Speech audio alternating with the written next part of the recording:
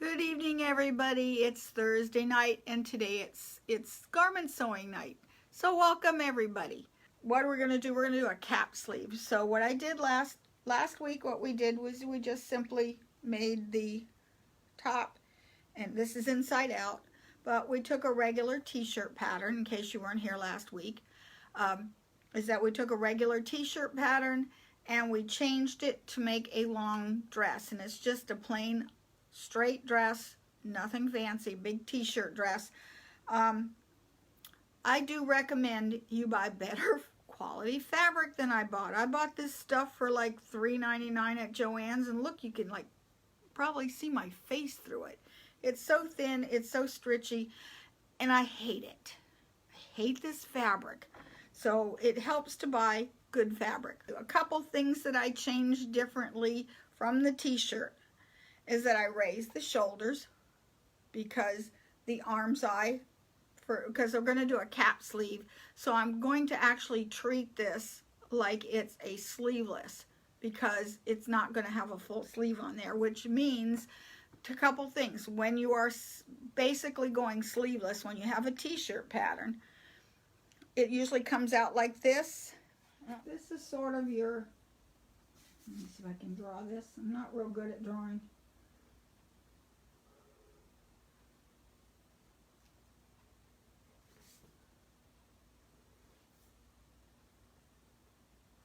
Okay, that's sort of what a normal T-shirt pattern looks like. And usually with the Judy Kessinger ones, the back and the front are the same. The big difference here is the neckline. And I'm using a knit. So what I did on the front is I came out because I wanted it scooped. So I cut some out here. Okay. Now, if you're going to do a T-shirt dress, a sleeveless T-shirt or anything that's sleeveless, what happens is that this arm's eye is too low. So you usually will raise it up a little bit, like that. And instead of it coming out here, because this, if you've ever seen where you got the flap sticking out underneath of your arm, so instead you're going to change this cut to straight up. This is just barely an arm's eye. So you would raise that. What I did was I raised it up, and that's how I sewed it. Then you can decide whether you wanted to put darts in it, but you usually wait till later. So if you want waist darts, and I didn't put waist darts in mine because, yeah, I don't have much of a waist, so why accentuate what you don't have? So used to have a 22-inch waist. I was also a size 3. It's gone. So you would try it on, and then you would pin in your darts, and you could put them. Well, this isn't to scale, okay? So there you would do. Okay, so, but we're going to be putting a cap sleeve, and a cap sleeve is like a half sleeve. And here's what one looks like finished. You see that right here? And they're shorter. They're only like a half sleeve. It only goes over the cap, the top part of the sleeve, and the bottom part is virtually sleeveless. Okay, so anyway, and it's shorter. It's much shorter than a regular T-shirt sleeve. In fact, it's anywhere between 1.5 inches and 4 inches. It's the longest you would make it. And what I like about this particular method is that there's no hemming involved. So here's how you make your sleeve. So we're going to make our pattern. Okay, so here's my, get rid of that. Here's my typical pattern. Sleeve pattern right here. Although it's kind of hard to see. Alrighty, I'll put this underneath so we can see it better. Okay, so this is a short sleeve. I don't need to have a long sleeve pattern. In fact, most of the time I don't ever make long sleeves. I don't like them. I feel like I'm choking, and that's an inherited trait. So anyway, what you do to your pattern is you're going to mark your center, which is the center of your sleeve. And you could do this with a regular commercial pattern. Now, a T-shirt pattern, because it's a knit, is perfectly symmetrical. So if you fold it in half, there's no difference in the arm's eye between the front and the back. They're the same. So, but if you're using a commercial pattern, most of the time the back is a little bit more full, and this is a little less, and the arm's eye in the back is usually a little bit more shallow, where the one in the front is a little deeper. So this is actually best with a knit, but you don't have to have a commercial. In fact, it doesn't matter, okay? Only thing I care about is this shape. So anyway, I've marked my center. This is my greatest degree of stretch going this way. And I've marked my center front, okay? I determined how long I want it, so I just took a ruler and I just drew across. That's how big I want it. So I'm going to use tissue paper for this to make my pattern. So I have my tissue paper sort of folded. Let me fold it and crease it really well. Okay. And there's my, and then I put the fold of the paper right where I want the end of it. If let's say I make a little short one, I'll do this one a little shorter. Okay. So whatever that is, you just simply trace it out.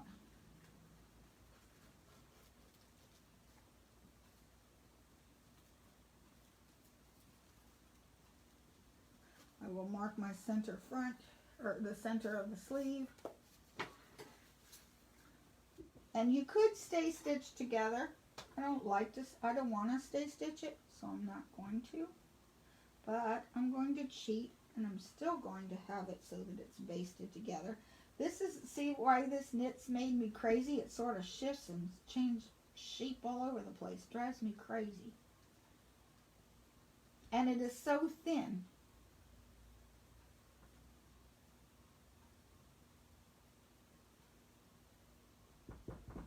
There. Now press it with some really good.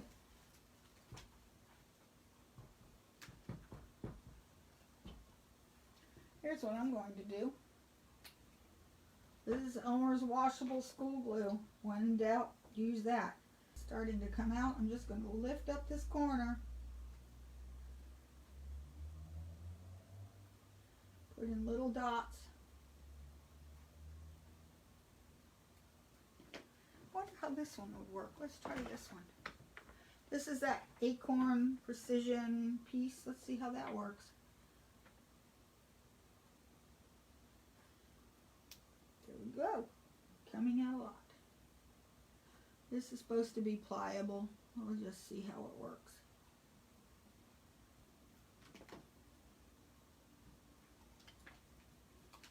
Set it down so it doesn't move. Because I sure don't want to baste it. I don't care for too much for stay stitching, because I can shift it just as easily than not. Actually, that worked pretty good. Okay.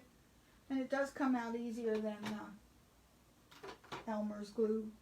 And what this is it's called Acorn Precision Piecing Products, and I think I got this at Artistic Threadworks in Alexandria, but you can order it online as well.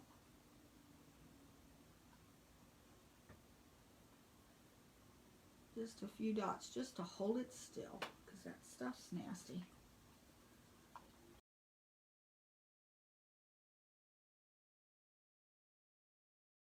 Okay, so now it's stuck together. Okay, and did I lose my, well, even if I lose the centers, which I lost the marks, because I used that chalk that disappears, but I can use a pin. Okay, pin that in. Whoops.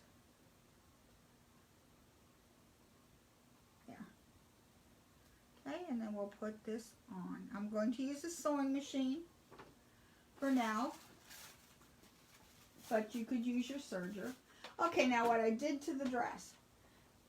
Now you can see where I've even altered this. See, I have slightly, I have really square shoulders, so this was sort of gaping, so I just took it in more. And so I closed it shut, but you don't have to. Okay, so there's my center. It's just going to go where that, and you You can either sew with this open or closed. It doesn't really matter on a cap sleeve. When I'm doing a regular sleeve, I just simply sew my shoulder seam. It's also heavy and annoying. Okay. I usually don't sew this underarm seam until I'm done with the sleeve, but this doesn't really matter because it's only a cap sleeve. So I'm going to pin here. And yes, Judy Kessinger can do this without pins. I can't.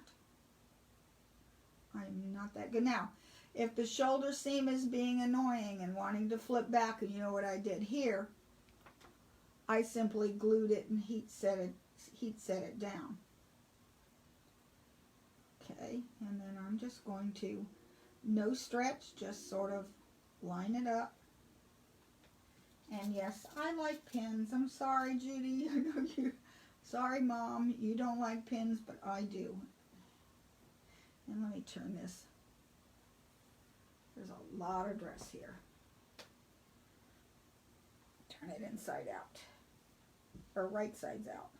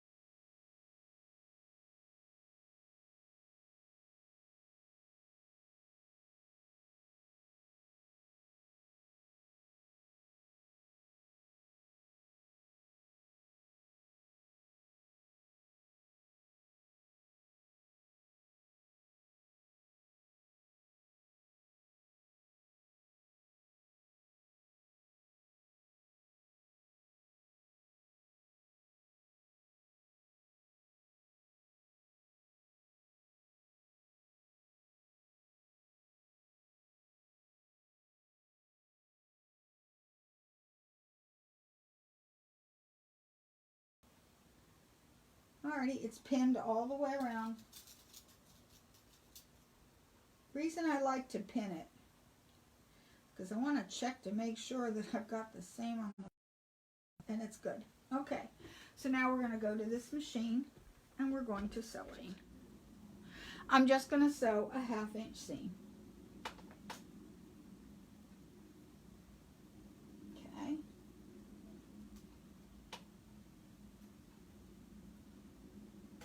And I'm going to do it a 1/2 inch. So I just want to make sure I don't put anything funny there. Okay. And I'm going to regular stitch length, back tack at the beginning.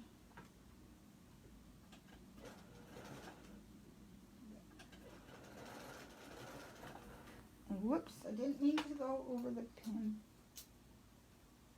Who was it that told me last week they ran over a pin and messed up their machine? And watch me do the same thing this week, especially with the day I'm been having.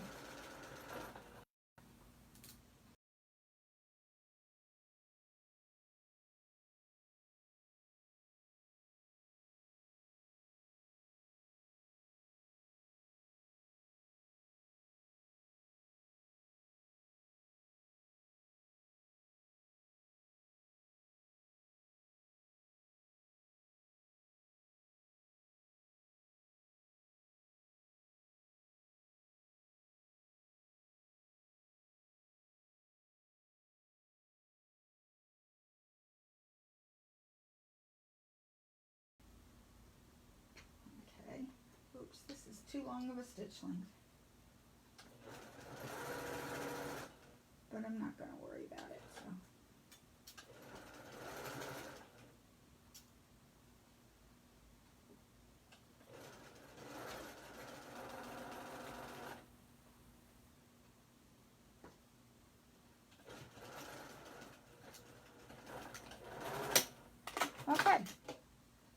that's all there is to that. Now, let me turn this right side out. See, here's the sleeve. Turned out really cute. See, here's the sleeve. If you can see, it turned out really nice. Okay, now to finish this sleeve, what I'm going to do is press it up, back to inside out.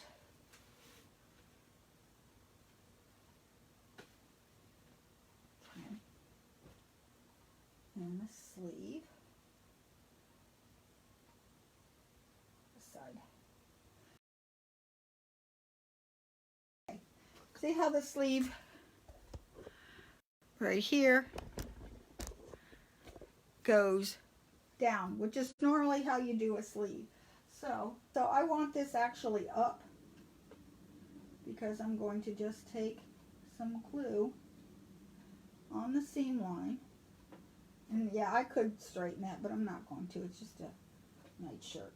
And then heat set this down.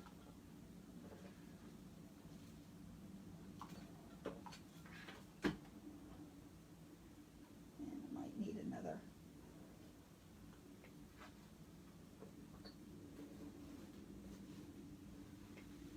Turn it this way.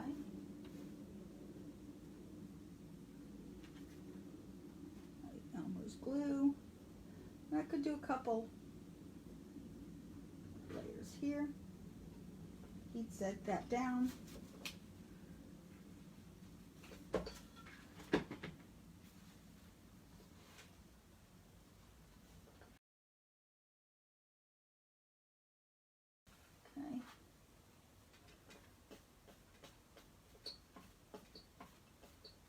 And again, glue here.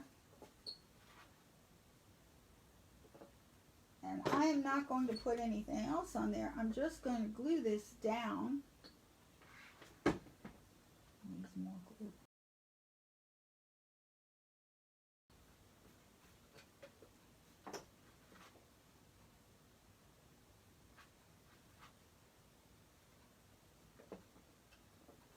Heat set that. It glues.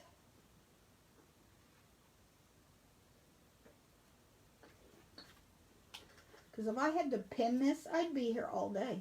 And I would get very frustrated with this slippery, nasty fabric.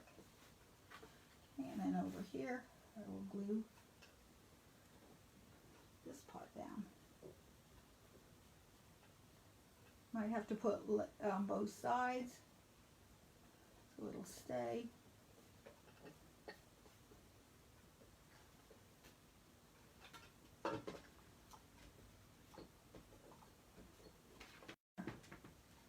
Okay, because now I got it good and stuck. A little more over here. It didn't quite stick there.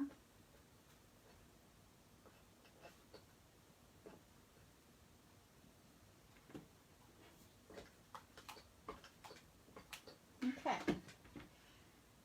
that's done. Get this out of here.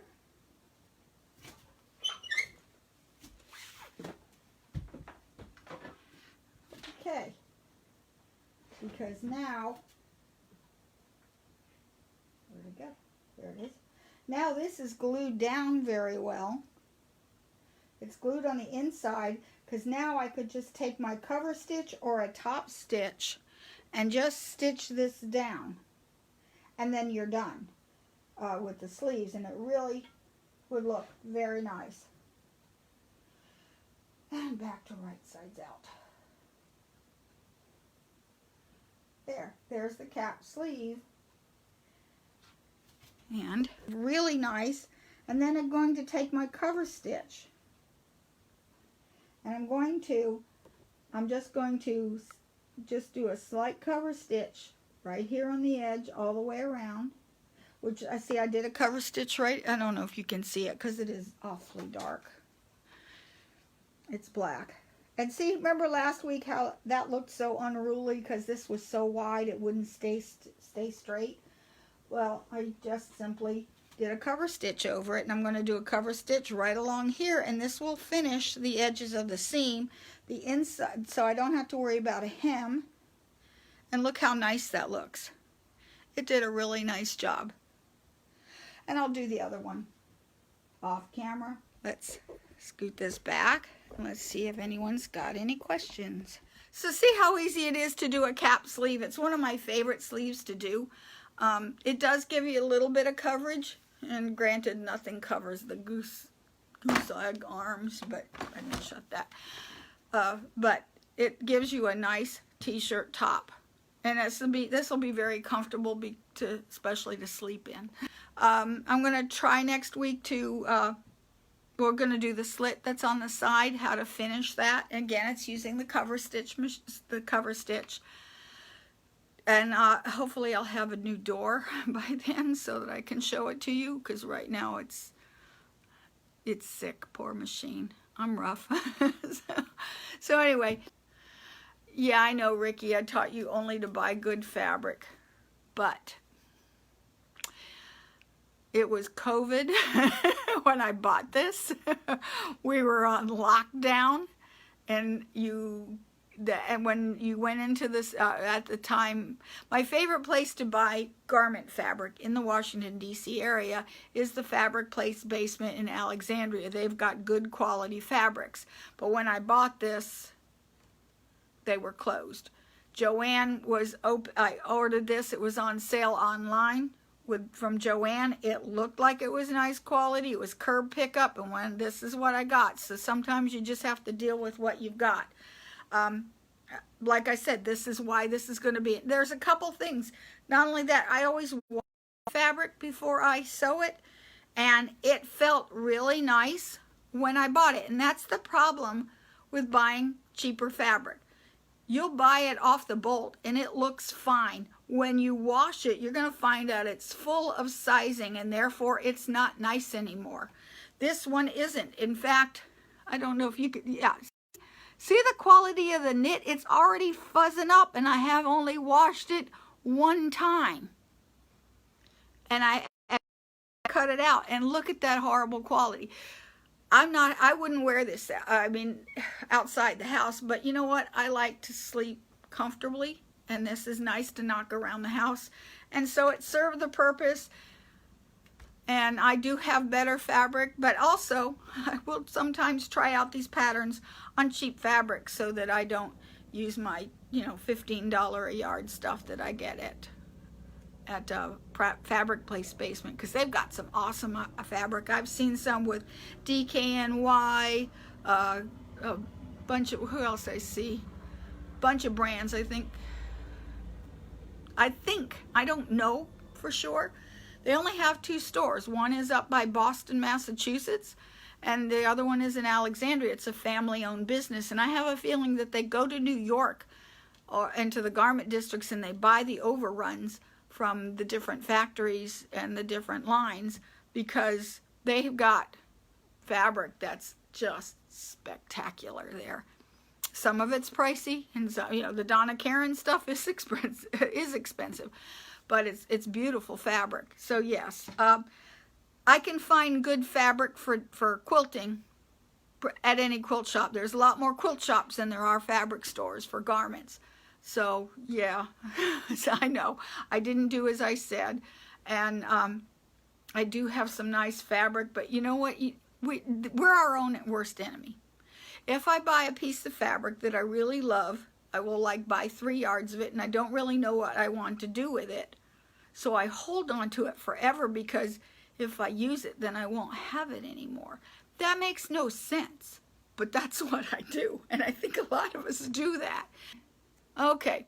Anyway, I don't keep doing the Portuguese thing, where you say goodbye and 20 minutes later you're still talking. That's a genetic thing too. Or cultural, I guess. With crazy Portuguese will do that. I'm one of them. So anyway, have a great weekend. Keep sewing, and I will see you next week, where we will finish this dress from hell. Bye!